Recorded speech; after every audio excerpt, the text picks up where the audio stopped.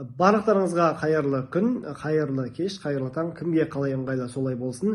Есім Бекхожаев Мағжан, Қорқыт Ата атындағы Қызылорда университетінің 3-ші курс студентімін, және де AGT Global компаниясы ұйымдастырған Open Space 2023 байқауының жоғарғы технологиялардың инновациялық конкурсы бағыты бойынша жеңімпазымын.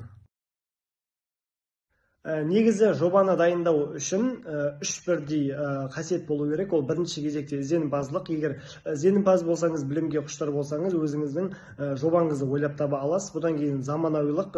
Сіздің дайындап шығарған жобаңыз қаншалықты қазіргі заманның талабына сай, осы сұраққа жауап бере аласыз. Және де креативтілік. Бұл креативтіліктің сізге тигізетін үлкен бір пайдасы бұл адамдарды және де инвесторларды өзіңізге қарай, өзіңіздің жобаңызға қарай тарта аласыз. Негізі жоба үшін екеуі де өте маңызды дүние, бірақ та негізі